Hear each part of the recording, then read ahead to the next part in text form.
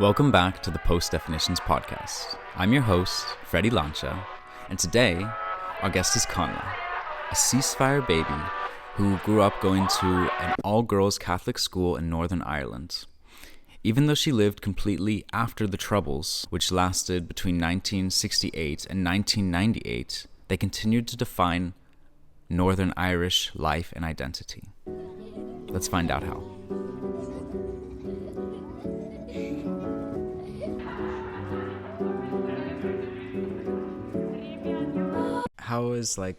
How are Irish identifying people in Northern Ireland accepted in Ireland, and British identifying people accepted in the UK? It's interesting that I always say that Northern Ireland is sort of the bastard child of both nations, where neither of them want to acknowledge that the other one is there.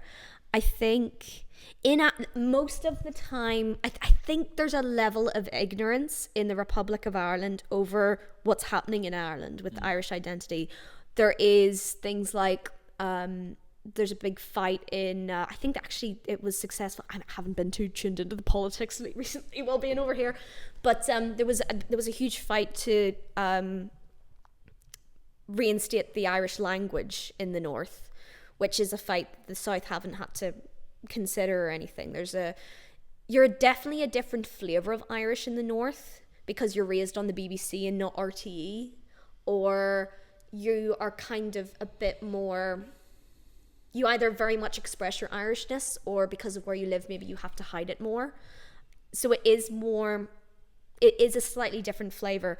We in the north who identify as being Irish, we go down south all the time. That's would be our holiday destination. We don't feel any fear or anything being around Irish people.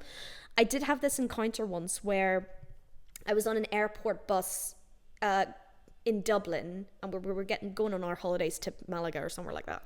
And I was talking with my mum fairly loudly on the bus about accents or something.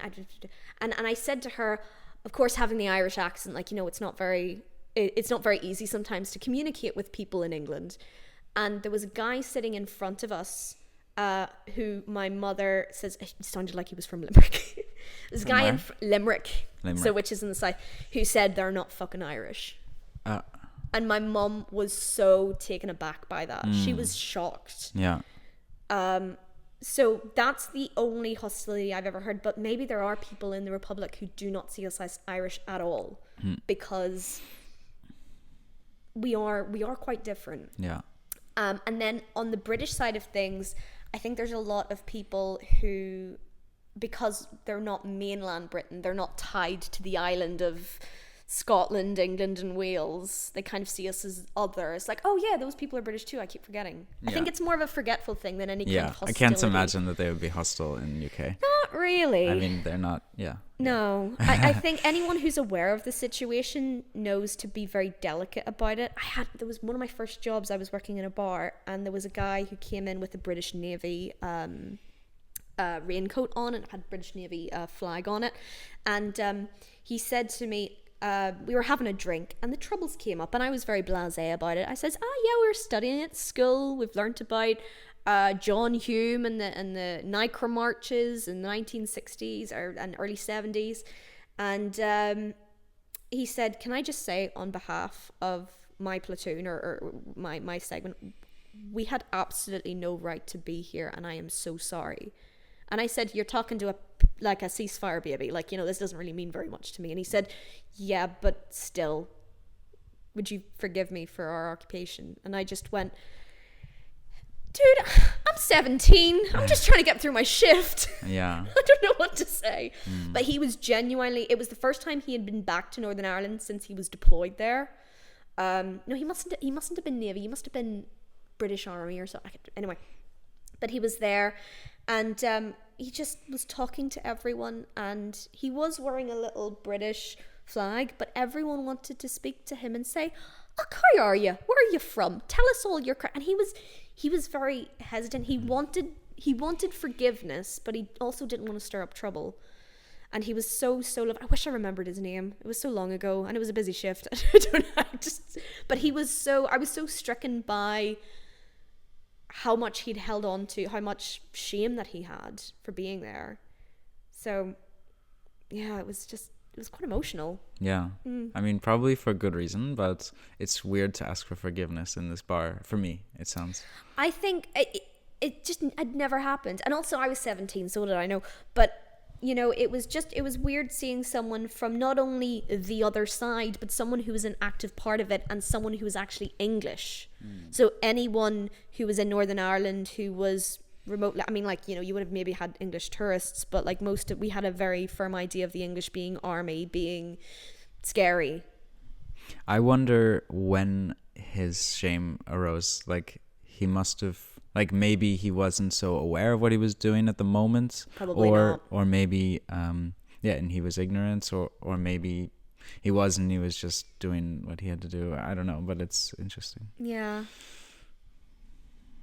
It's hard to know because it was so long ago, and then you don't know when he was there. Maybe he was there during Bloody Sunday in 1972. Maybe he recognized bad behavior that was done by British soldiers, or maybe he was a part of it, and maybe he was coming to terms with what he actually did. But no, it was one of those rare encounters where you think about it now and you're like, I hope he's okay.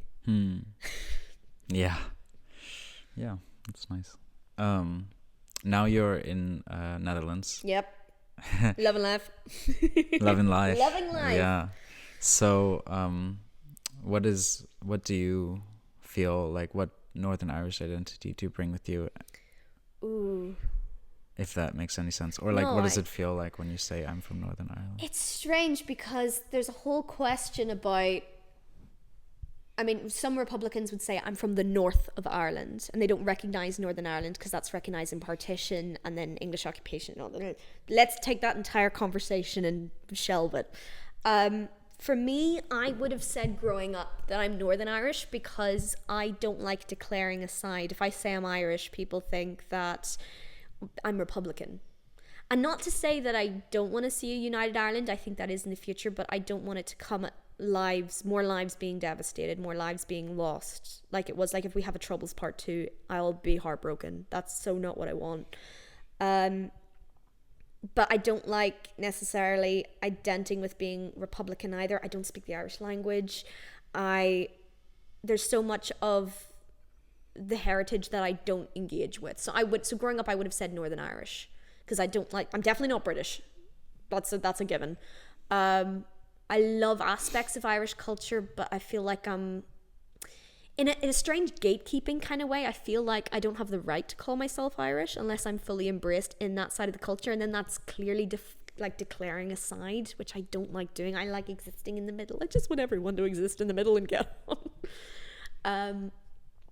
So being here now in the Netherlands, I've called myself Irish a lot more. Back at home, I would have said I identify as European, because around that time, stuff like with the Brexit vote going up, which has kind of screwed Northern Ireland over completely in a new way, calling myself European, I was connected more to Republicans down south. I've grown up with wonderful French friends. I find more of an identity and a kindred spirit with them. I have friends who... French friends in Northern Ireland? No, French friends in France that we would go over and visit. Okay. So I find more of a connection to them. They have a way of life that's way more similar to my own, where I can't even describe it. They have a sense of humor. My friends, so they live sort of like in the south of France, sort of Basque region.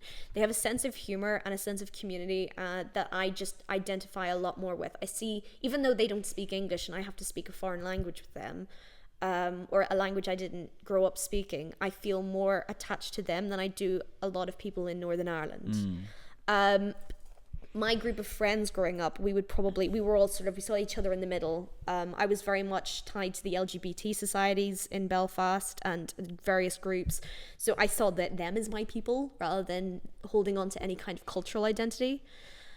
I was against any form of patriotism as a teenager and young adult, and I still kind of am, because of how volatile the cultural warfare there is. Again, if you declare you're Irish in Northern Ireland, you're declaring a side. It's got a political tie to it. It's like, okay, well, you're declaring that you're on this side, so it's us versus them. So I very much liked existing in the middle. So I liked using the word European. It's like, I don't know, I'm an earthling. Is that an option? I am an earthling. That's I'm okay great. with that. Yes. But when I'm here, I can call myself Irish over here in a way that I can't back in Northern Ireland, because it doesn't mean anything. There are no ramifications or implications. No one sees me as, oh, you're on that side. People are like, she's got an Irish accent, she has red hair, like, Irish enough for me. Yeah, you look Irish. And I'm like, that's the easiest way to explain to people. I don't call myself Northern Irish when I'm over here. I have a friend who's a Catalan, and we wind each other up. He calls me British, I call him Spanish. We have that lovely sort of back and forward banter. But the first time we met, he said, oh, so whereabouts in Ireland are you from? And I said, Belfast. And he went, wait, is that not the UK? And I went, okay, here we go. And he said, no, I'm from outside Barcelona. I get it. I completely understand. But he liked winding me up about it, and I do the same. So if people get into details and say, oh, but that's Northern Ireland, that's the UK, so you're a part of the UK, I would go, yeah, but you know, I'm Irish. Like, that's because if they say you're a part of the UK, that means you're British in their mind, which is definitely not what I am. So, but I'm able to freely say, oh, I'm Irish, and I'm proud of it now, in a way that, like, I can own my Irish identity now here in a way that I couldn't back in Northern Ireland. Because even though most people are okay with identity now, there's that tiny fear in the back of your head of, what if I'm talking to someone who hates nationalists, Republicans, Catholics, whatever label you want to put on it. There's just that tiny fear of, what if this person's not okay with my existence? Yeah. But if you're like in a safe place like the Netherlands, that's not a thing. You wouldn't worry about that. Even if someone was from Northern Ireland or something. If I saw someone from Northern Ireland who got out, it's like, yay, we escaped! Yeah, like, you must think like me somehow or something. I think anyone who is in any way extremist in thinking about their identity, whether it is Republican, loyalist, however they identify, most of those people will stay in Northern Ireland, and that is their unfortunate fate. Yeah, if you have problems with other people, that's not the attitude of a traveler. Yeah, you're going to build your wall higher. Yeah, more or less. I know some people who travel and then, they have a very strong, feminist identity. They have a very hard to speaking to men in certain countries, things like that. So you can carry that with you when you travel, of course. Everyone does. Yeah, absolutely. And I think travel has been the best kind of growth that I could have ever asked for, because even there's being able to accept my identity as an Irish person, but then also having a clear idea of how much societal, because I came from a very traditional town growing up, and I went to a very traditional all-girls Catholic school, which has ensured that my therapist is going to have a pension. And it's interesting coming here, and you learn aspects about yourself and things that you didn't realize were a cultural biases because you grew up a certain way. Like I remember I was talking to I was talking to this guy I'm dating at the minute, my boyfriend, and I was telling him everything that happened in my therapy session, and he said, you're not entitled to give me that information. You have a right to privacy here. That didn't occur to me. Did not occur to me at all, because it was something like right to privacy just wasn't necessarily a thing when I was going through like Catholic school. Or there's some aspect of maybe it's my Catholic upbringing. You have to confess everything to a priest. Oh yeah. Could be that. It's like you don't have a right to hold secrets or something like that. I don't know exactly where that comes from, but people looked at me like, that's not normal. You're okay to keep things to yourself. Yeah. Like, you're entitled to that. And I'm like, am I?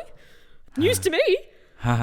That's interesting, because it's like you said, like when I was a teenager, I didn't know I was allowed to express my opinion, but I had to confess everything. Yeah. So you had to confess like everything you did wrong, but you weren't allowed to express your opinion. Yeah. That's horrible. Yeah, that's the Catholics for you. We love them. Because it's like you have to grow up a certain way. Like, you know, you have to... and again, I grew up in a bubble. It was just me, my brother and sister. So the only influences I had were school.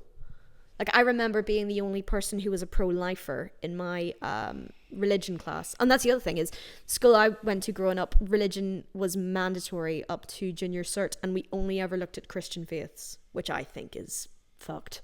Like, that is ridiculous. And the reason why we were taught about purely Christian faiths was so that we understood the other side and knew how to not offend them.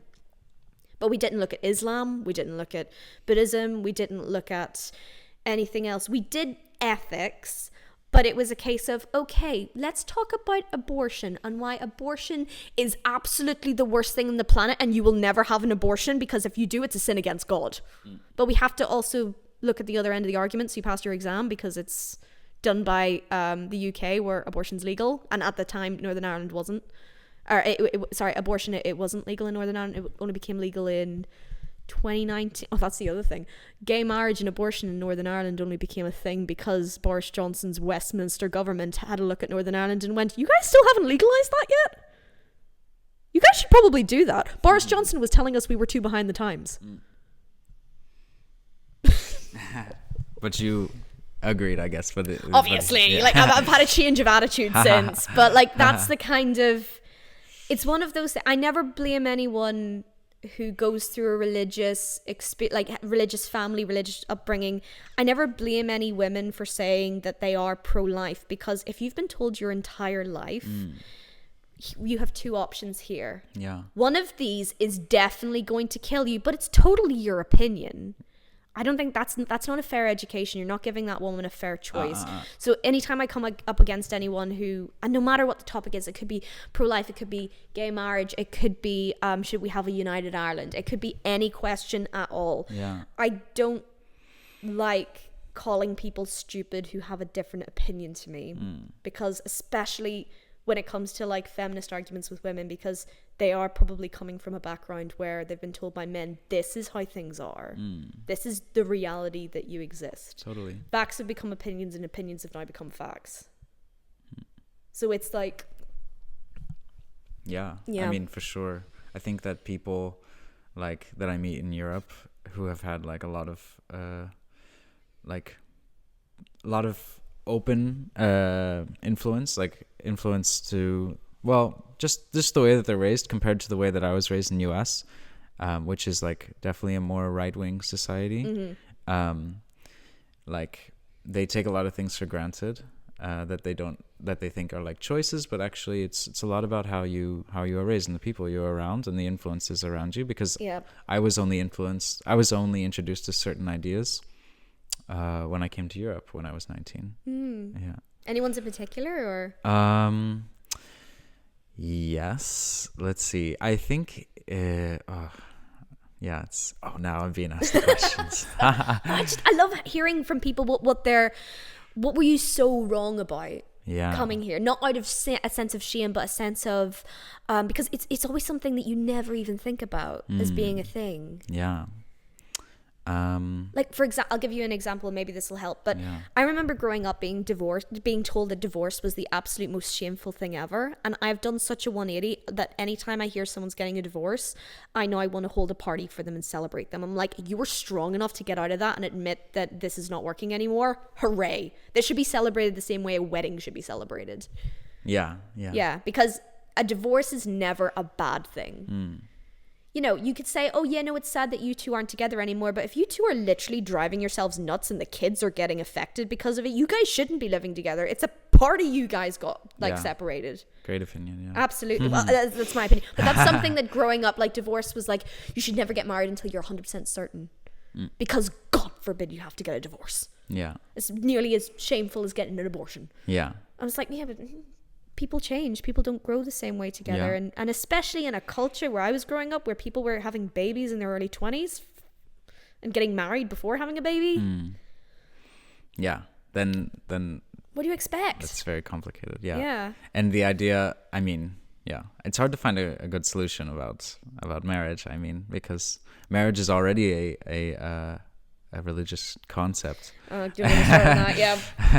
I've So- already explained to my mom I'm not getting married in a Catholic church. I'm sorry. We sort of had this creative idea of maybe getting like, because obviously we had this conversation like way before I started dating anyone, but of maybe getting married on consecrated ground, but not by a priest. So we came to that sort of maybe potential deal breaker or compromise. But yeah, we're very off topic. What were we talking about? Northern Ireland, something about that. Something about that. Something about yeah, that. you asked me a question. Yes. What was one of your biases that you maybe didn't realize you had until you came to Yeah. Europe? Like at the moment, I don't have a fully formed thought about it, but I know that, like, for instance, I was more right wing just by my growing up, and my other ideas came later, you could say. Yeah. But also things about feminism, it's not like it doesn't exist, especially in California and Seattle. But I guess as a teenager, feminism was kind of, I felt more kept by women, I guess. And I didn't have as many female friends, so you could say I was influenced by Europe or women.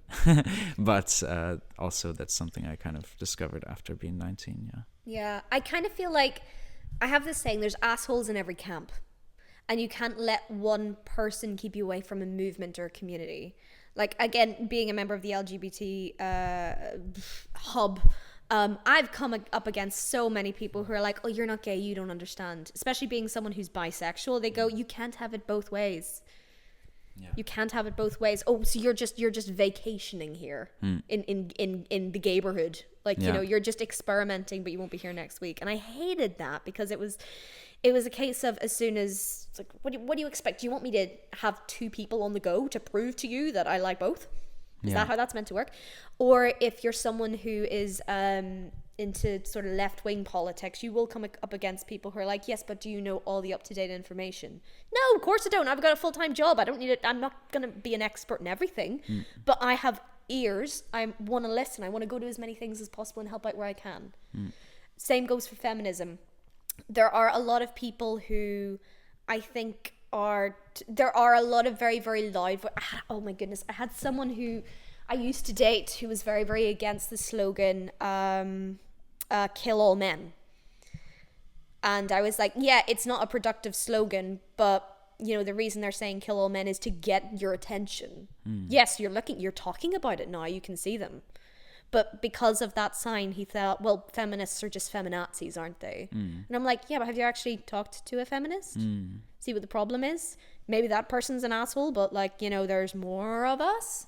Yeah. Actually talk to us. There's an asshole in every camp, so just be aware that, you know, you can still be a part of a community and maybe not necessarily get on with that person or disagree with that person's politics. My dad is a football fan. God knows he doesn't like being associated with half the football fans that support his favorite football team, because some of them are real assholes. Yeah. But, you know, that's why I hate hearing about people gatekeeping a certain movement or community, because you're trying to educate yourself on something, or you want to get involved in something like that, and people who hold you at an arm's distance don't exactly help.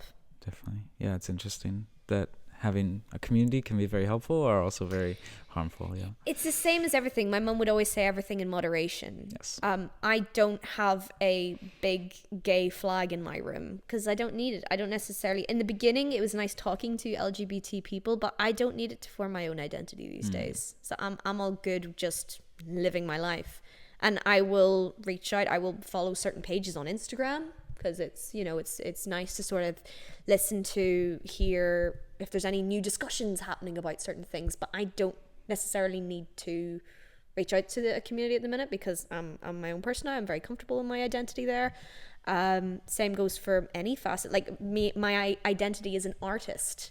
I follow people on Instagram who are doing the similar kind of things that I'm doing to keep an ear out for what's happening, what discussions are happening about performance anxiety, that kind of thing. So it's just one of those things where, yeah, people will gatekeep and be dicks, but there are so many and far more nice people involved in various communities. So if you want to, you know, engage with a certain community and maybe you're initially met with resistance, keep talking to as many different people as possible. Someone will be nice and say, come on in.